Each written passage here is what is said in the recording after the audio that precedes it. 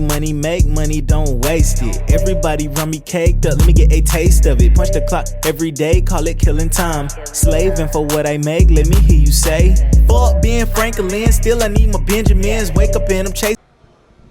Yo, good morning, good afternoon, good evening, everybody. I am your special guest host, C-Star, and this is another episode of 600 Seconds with HYLO Art. Of course, as always, we ask for you to like, subscribe, follow any and everything with HYLO. And today I've been blessed, today, this evening, however you want to put it, I've been blessed to do this special interview with my guy right here. Y'all know him, you know, he is HYLO. You know, y'all know he has many hats, man. You do a lot. Like I said, we could be here talking about music, video work. We are talking about video work. We talking about music. You know, HYLO. There's a plethora of things that we could be talking about. But we're here for a special occasion. Very special occasion. So I know everyone knows you, but I want you to look into this camera, that camera. Can't see that camera. Any camera that you can see. And let these people know who you are, man. What's up, everybody? My name is Chris MOHEAD, a.k.a. Rob Savage, a.k.a. Robbie Raindrop, a.k.a. Robbie Tarantino. And I'm a rapper, musician, artist, or whatever, but I'm also a filmmaker, director, actor, writer. Yes. So, yeah, we here talking about my new film, Good Grief and the Quest for Peace, which by the time you're watching this, is out right now on YouTube. Check that out. Good Grief and a Quest for Peace. Good Grief and a Quest for Peace. Yes, clap that up, people. Yeah. So, you know, we gotta start with just we're gonna jump straight into the movie, and then we're gonna do some backsliding on just how you go. So, Good Grief and a Quest for Peace. Yes. How did you come up with this idea, this project? Sad as hell. I was just sad. I was sad, man. My grandma died, man. Rest in peace, my grandma. Yeah, rest in peace. And I see, you know, you got at the end, you know, I got you know, at the end you got the photo, but I don't mean to stop you. But yeah. No, my grandma passed. My homie was going through like a real bad breakup at the time. Like back-to-back breakups. My other homie was going through some shit. We was all just sad and like just grieving. And I was like, how can I turn it's HYLO, you know what I'm saying? We turn our lows into highs. That's what it's all about. So I'm like, how can I take something sad and take that feeling, like the feelings that I'm feeling right now, the 5 stages of grief, how can I take that and turn it into something entertaining that, you know what I'm saying, to entertain people and make people kind of laugh at it? And it's because it's a great project. Dude, when I say I really like this, and like you said, you got the comedy side, you got the seriousness side, and I love the way you pieced it all together.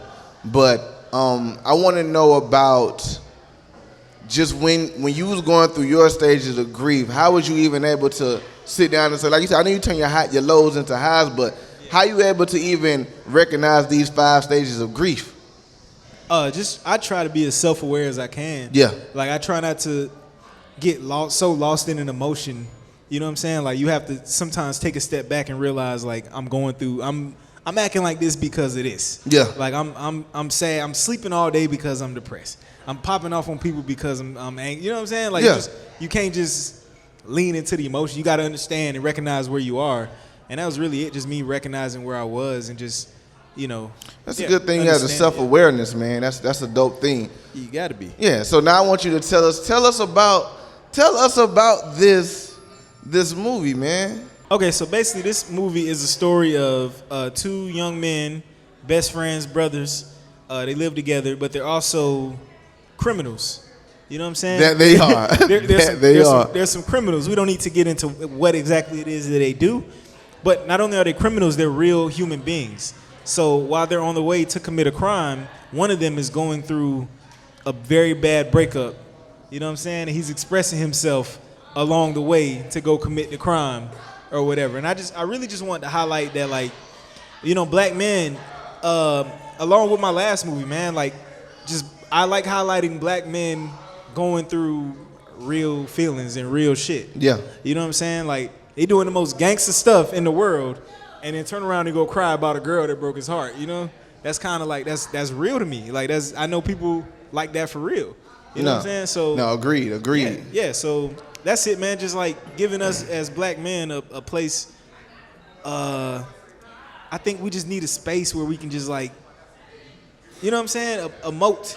Yeah. Because if we don't, it's gonna come out in terrible ways anyway. You know what I'm saying? So yeah. Yeah, and y'all already doing the crime part anyway. So Exactly. Yeah. Yeah. Exactly. You know. Yeah. But you know what I thought was the most amazing when I finished watching, what I thought was amazing is that throughout all these stages, and this is the beauty of what I seen how you wrote this, through all these stages of grief, you, the character you play, you kept saying, listen, we need to focus on what's going on now. Yes. You kept him saying, listen, this is what we got to do. But what I liked was the ending, because even though you kept telling him, hey, we got to do this, we got to do this, you like, I'm listening, I'm letting you vent, but we need to handle what needs to be handled. Yeah. So, and then at the end, you gave him the time you gave him your opinion, letting him know, hey, this is what you need to be doing now that we've done, you know, what we need to do. Right. How did you even come up with that concept of saying, or even looking at it like, listen, we got to stay focused, but I'm going to get back to you when it's a time and place for everything. And that's what you did in this project. You showed it's a time and place for everything. What you got going on now, I hear you, but this ain't the timing. And you hit the nail on the head. And that was the beauty of it. I was like, damn, man. You hit the nail on the head. I think that's what we need, man. Like I said, you know, black men, we go through shit too, but at the end of the day, we still got to be men. We still got to take care of what we got to take care of. Yeah. You know what I'm saying? So it's a time and a place. It's good to have somebody beside you. So look, I know you're going through it, but you got to keep your feet moving. Yeah. You know what I'm saying? We got kids. Like, you know what I'm saying? Like, you can't be sad and stuff like that. Like, you know, pick up the mirror. I told him at the end, like, hey, pick the bag up, man. We're gonna talk. Like, you gotta keep going. You can't shut down. You have to keep your feet moving, man, because we all going through something. We all hurting a little bit. Yeah, and like I said, that was the beauty of it when I seen it. Like, when y'all see this, like, they go through some things. You know, I mean, he interrupts you while you just. Listen, that man was in the bathroom with his friend. His roommate just interrupts him. Yeah. On top of that, the old lady messing with somebody. Yeah, it's a lot, bro. It's a lot, and that's real, bro. That's real. Like, me and my homies, when we going through stuff, it be like that. Not that, you know, exact thing, but it be like, bro, we just be venting. You just be, you know what I'm saying? We going through it, and we allow each other the space to just go through shit. Yeah, we need that, man. We all need that. And me sitting here thinking about, I think the funniest part, man, he bought his old lady a bicycle. Yo, he trying to flex. He's trying to flex. He's like, you know, he told the girl, like, you can't, you know, he's like, she ain't gonna leave me. You know what I'm saying? I leveled her up. I bought her a bicycle. He said, like, what the fuck? I mean, like a bicycle. bicycle. She ain't even have a car. I'm gonna buy her a bicycle. Y'all gotta watch the movie. I'm telling you, you're gonna laugh, but you're gonna also understand and see this guy goes through these 5 stages of grief and then get through it, and how you know help them out in the end. So as far as now, let's get into the meat of the actual short film. Like, so how did you go about picking your actors for this project? Well, like I said, the main character. First of all, I realized, because making movies, I learned something new every time, and I learned that I don't necessarily like being the lead guy. I like overseeing, basically. We've talked about that, because me and you got some things going on. You like, I'm perfect to play. I'm perfect character. I want to be the side nigga or just like oversee the whole thing. But basically, me and him have those conversations already. So I was like, channel that. I was like, you know, I'm gonna give you the first line, and the first line is, you know, fuck these bitches or whatever, and you just go from there. So that was ad-libs, basically. It was just ad-lib. It was like, it wasn't his real life. Yeah, but it was like, I mean, he came from the same place. That was nothing. You gave him a direction, and he went with it. And then I already knew you was gonna be funny. He in the movie too. He got a funny role. Yes, people. Yeah, he's starting that shit too. I just picked you just because I knew you would kill it. You know what I'm saying? I was like, and then looking at it, man, it's so crazy because you really did a good job with shooting this film. Like, from the last movie to this one, even though it's it's a little shorter. It's shorter. I think it's a step above what you've already done, to tell you the truth. For sure. Yeah. Like you just said, you learn something new every time. You did a great, because I'm being there and seeing the out. I'm like, I wonder how this is gonna play out, because y'all understand we was in the dark, like pitch black darks and stuff. We outside in the dark in the woods, damn near. Like, But I appreciate y'all trooping through with me and stuff, and really just trusting me, man. Like a good director is like a head coach. You know what I'm saying? Like you got to trust the coach. You got to trust what trust that he gonna get us to the championship. You might not like his methods, but just trust it. And that's really what I wanted. So I'm glad that you being in the movie. Yeah. You like, oh, I see your vision. Like I see your vision. That's really it, man. The ending, the movie itself came out dope, man. Like I was shocked that because I was shocked that the whole plot of it all when that ending is perfect. Thank you. Because you sat that man down and you explained to him and you helped him out. You helped your friend out. I think that was the biggest thing to take from it. That's the biggest thing to take from it. So now, let me ask you, because you was in the movie. Tell me a little bit about your experience. Like, about your character, how you felt about him? Man, I love my character, man. So if now I'm being interviewed. For me, it was I'm out here just trying to make plays out here. I'm hustling too, and I get caught lacking. I get caught lacking, man, and it didn't turn out too well for me in the end.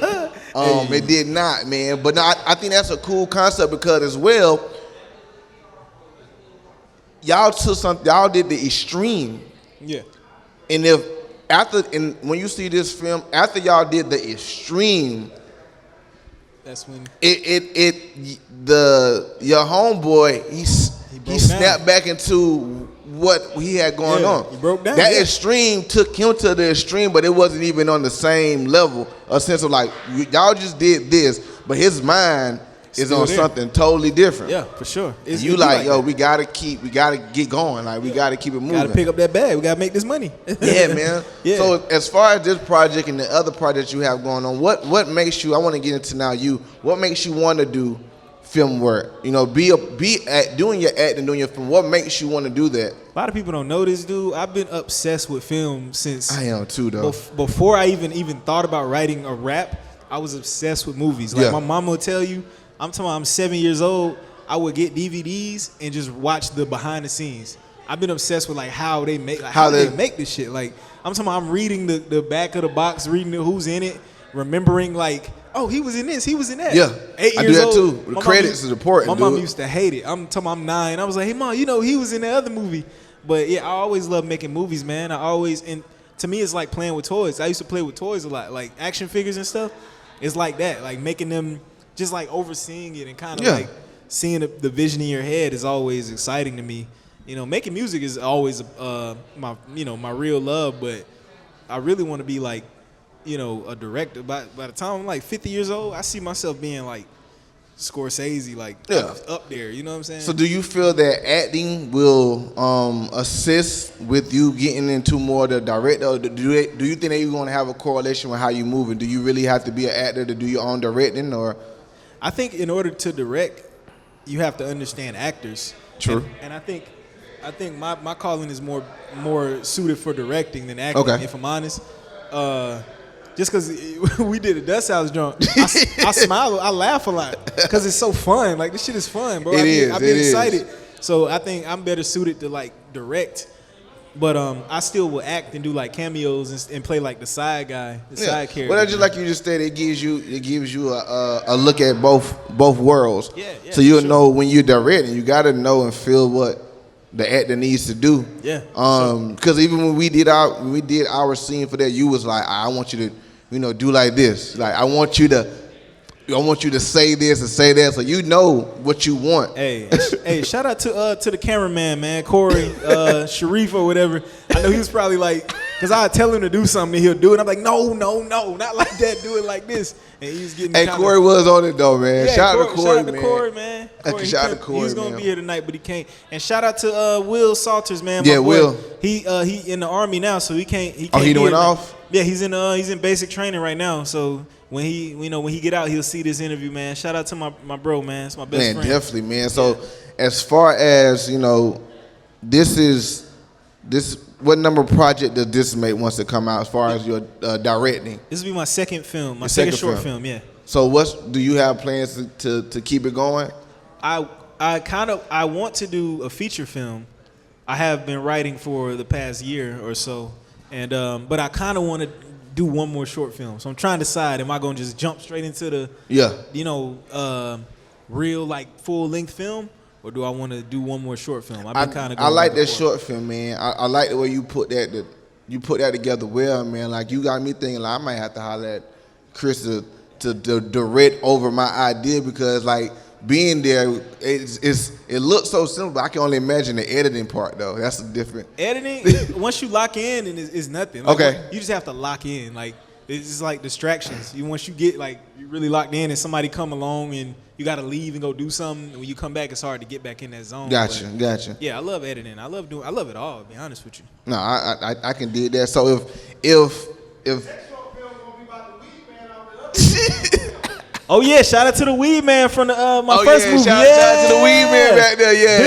Yeah, what's up? Definitely shout out to the Weed Man back there. And shout out to that run you had after you had to leave the game. Oh yeah, I had to run where they was shooting. Yeah, that was good too. Check that out too, man. Cloudy Day Adventures of Robbie Raindrop and Good Grief in the Quest for Peace. All my movies gonna have long titles. I don't know why. I just nah, but they make sense. So why if someone come to you and ask you why should I watch Good Grief and the Quest for Peace? Why should I even watch it? Because you ain't seen another movie like this before. You haven't seen a movie where black men can just be men and still show emotions and then turn around and still be men. You know what I'm saying? Like that doesn't exist, and I think we need more of that. You know? Yeah, because it shows the vulnerability. This short film showed the vulnerable side of a man, but also showed that man that hustles, that does what he needs to do when he need to do it. And that's what to get the best of both and show both sides, man. Because he definitely going through it. Yeah, definitely, man. I can't wait for y'all to see it. When does it drop? It drops Valentine's Day, man. So this Wednesday, I think, or Thursday, or Tuesday. It's Wednesday. I think. By the time y'all watching this interview, it'll be out. Yeah. So yeah, y'all check it out, and I'm gonna show it on for everybody in the building. I'm gonna show it on the big screen on the screens tonight for y'all to check it out. It's real. It's like 10 minutes, man. It's real short, you know. So everyone here get an early preview. Everybody here get an early preview, Get the early. Yeah. Where's my popcorn at, my boy? Yeah, I should have brought some damn popcorn. Just made a whole movie, man. So listen, I don't want to take no more of your time.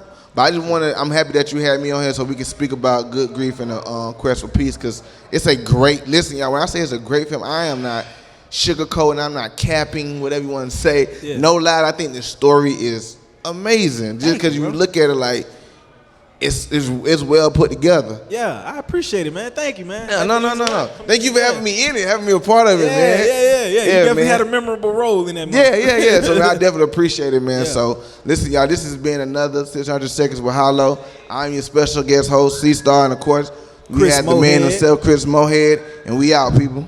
We out.